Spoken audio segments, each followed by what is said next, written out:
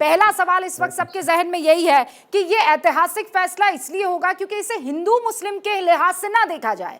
ये मामला जो है एक पुराना हिंदू सभ्यता का मंदिर, बहुत महत्वपूर्ण मंदिर, उस लिहाज से देखा जाए। डॉक्टर मुमताज, आप इसको कैसे देखते हैं? नहीं, देखिए, ऐसा है कि हम तो इसको ऐसे देखते हैं कि ये बीजेपी का नारा था कि अयोध्या तो अभी झांकी है और मथुरा काशी बाकी है। 2024 का चुनाव आ रहा है, ये इस मुद्दे को उठाएंगे और ये ऐतिहासिक फैसला होगा। क्या फैसला होगा वो सब हमें पता है।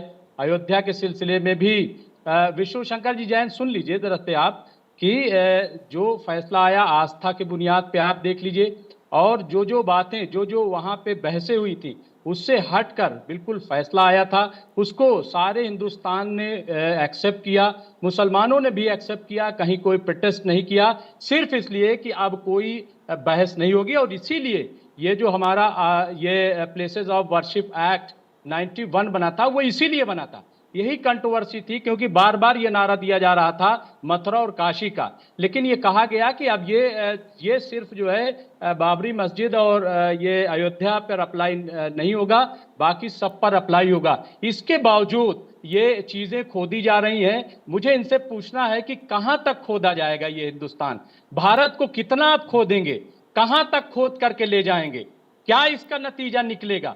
आप जो है ये कह रहे हैं कि मैंने ये मुकदमा जीत लिया 91 पे, वहां मेरे हक में फैसला आ गया। सवाल ये नहीं है, सवाल ये है कि आप हिंदुस्तान का स्ट्रक्चर क्यों बिगाड़ना चाहते हैं, क्या नुकसान है?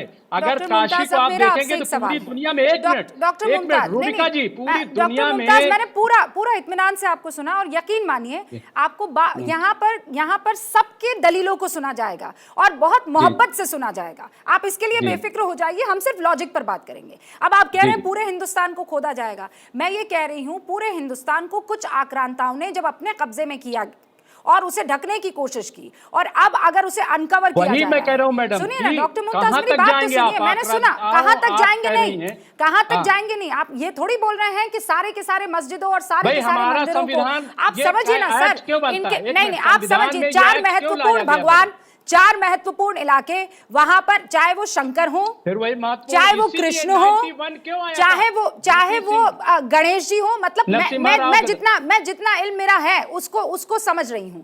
अब आप ये कह रहे हैं कि सब जगह खुदाई नहीं, सब जगह खुदाई नहीं, जो महत्वपूर्ण इलाके हैं वो तो इनको आप देंगे ना, वरना वो कहां जाएंगे? डॉक्टर साहब मेरी बात सुनिए, आप वो कहां जाएंगे, वो कहां जाएंगे? आपका तो मक्का है, आपका मदीना है, मेरा मक्का है, मेरा मदीना है, मेरा खुदा वहां है, मैं जाऊंगी वहां पर, हज करूंगी और आ जाऊंगी, ठीक है? अब हिंदुओं का नहीं, हिंदू कहां जाएंगे? कोई बात नहीं हुई, अरे ये कोई बात नहीं सर, आप इनकी आस्था, आप इनकी परंपरा, आप इनके सनातन का ख्याल रखेंगे कि नहीं खड़े? आक्रांताओं के साथ थोड़ी खड़े हो जाएंगे सर, इस्लाम के साथ खड़े रहिए ना। इस्लाम ये कहता है कि आप किसी की वर्शिप वाली जगह पर मस्जिद बना ले। विष्णु जी कुछ कहना चाहते हैं? मैं कुछ नहीं कह रही हूँ, मैं आपसे लॉजिक पर डिबेट कर रही हूँ, लॉजिक पर डिबेट कर रही हूँ। आप सुनिए, आप ये कह रहे हैं पूरा भड़किए मत सवाल हमें आप बताइए ना कि मैं आपसे कह रही हूँ, उससे मैं बात नहीं करूंगी, मैं आपसे ओके नरसिम्हा राव वाली बात मैं आपसे कर लूंगी, पर भड़कना मत। मैं लॉजिक पर बात कर रही हूँ, मुझसे आप लॉजिक नहीं, मैं बिल्कुल लॉजिक पर बात, परफेक्ट डॉक्टर, लेकिन ये परफेक्ट। अब जवाब सुन लीजिए, विष्णु शंकर जवाब दीजिए, कितना हिंदुस्तान खोदा? थोड़ा सा देखिए, अगर हम दोनों एक दूसरे के ऊपर बात करेंगे तो बात लोगों को समझ में नहीं आएगी। वो नहीं बोले, तो मेरी बात जरा सुन लें। देखिए, नवंबर 1993 तक इस केस का फैक्ट है और ये हाईकोर्ट ने 31 मई के फैसले में रिकॉर्ड किया है कि नवंबर 1993 तक हिंदू समाज के लोग वहां पूजा करते चले आ रहे थे। व्यास जी के तहखाने में पूजा हो रही थी। कौन से ऐसे लोग हैं रूबिका जी, मैं पूछना चाहता हूं बहुत ही संजीदगी से, जिन्होंने वहां पे बैरिकेडिंग लगा के व्यास जी की पूजा रोक दी, जिन्होंने मां श्रृंगार गौरी की, गणेश जी की, हनुमान जी की पूजा जो तथाकथित मस्जिद के अंदर हो रही थी उसको रोक दिया, और प्लेसेस ऑफ वर्शिप एक्ट 1991 में आया है। पूजा तो हम 1993 तक कर रहे थे, तो प्लेसेस ऑफ वर्शिप एक्ट यहाँ लागू ही नहीं होता है। दूसरी बात यहाँ पे मुमताज भाई ने कही कि कहां तक खोदेंगे। मैं ये पूछना चाहता हूँ कि जब शिवलिंग के ऊपर वजू किया जा रहा था और हमारी आस्थाओं के साथ मजाक उड़ाया जा रहा था, शिवलिंग को फाउंटेन बोला जा रहा था, तो मैं बताना चाहता हूँ, एक मिनट मेरी बात, मैंने आपके डॉक्टर साहब, मैंने आपके बीच में नहीं बोला। चलिए कहिए। तो जब हम ये कह रहे हैं कि शिवलिंग के, हम ये कह रहे हैं कि जब शिवलिंग के ऊपर वजू किया जा रहा था और वहां पे सारी क्या कहते हैं बेअदबी की जा रही थी, तब आपको ये नहीं समझ में आया कि कहाँ खोदा जाएगा, कहीं नहीं खोदा जाएगा। अभी साबित नहीं हुआ, देखिए मुझे बोलने तो दीजिए फिर। मुझे आपका जवाब दे। मेरी बात आई प्रॉमिस यू, आपको मैं बोलने दूंगी, आप बेफिक्र रहिए ना, वो अपनी बात कर लें, मैं आपको पूरा मौका दूंगी। और मैं फिर कह रही हूँ, मैं आपकी पूरी बात सुनूंगी, तर्कों पर डिबेट होगी। विष्णु जी वो आरोप लगा रहे हैं कि आप बीजेपी के एजेंडे को आगे बढ़ा रहे हैं, आप बीजेपी का के द्वारा प्यादे के तौर पर इस्तेमाल हो रहे हैं। मैं जवाब दूं? हमने क्या कहते हैं वाराणसी की सिविल कोर्ट में 7 सिविल सूट फाइल किए। जरा मुझे बता दें उस 7 सिविल कोर्ट में कौन सा ऐसा पिटिशनर है जो बीजेपी का है? और सिविल, और जब कोर्ट में कार्रवाई होती है तो क्या बीजेपी का एजेंडा कोर्ट, आज कोर्ट का फैसला आ रहा है, लीगल प्रक्रिया है रूबिका जी।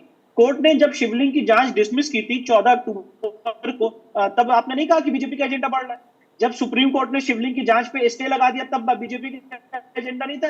ये क्या बीजेपी नॉन बीजेपी की बात हो रही है? This is court proceeding sir, ये कोर्ट की प्रक्रिया चल रही है। सिविल कोर्ट में हम गए एज पर सीपीसी, और कोर्ट हमारे तर्कों पे, लॉजिक के आधार पे, सुप्रीम कोर्ट के साइटेशंस के आधार पे फैसला दे रहा है। अब आप कह रहे हैं कोर्ट की प्रोसीडिंग बीजेपी कर रही है, व्हाट इज दिस? पहली बात। दूसरी बात मैं ये कहना चाहता हूं कि यहाँ पे बीजेपी नॉन बीजेपी की बात नहीं है। एक बहुत सिंपल सी बात है कि आज जिस तथाकथित मस्जिद की वेस्टर्न वॉल की जांच हो जाए, क्या दिक्कत है? जो 3 गुंबद है उसके नीचे हिंदू मंदिर शिखर है, उसकी जांच हो जाए, क्या दिक्कत है? जो नीचे हिंदू मंदिर का पिलर है जिसके ऊपर ये मस्जिद खड़ी हुई है, उसकी जांच हो जाए, क्या दिक्कत है?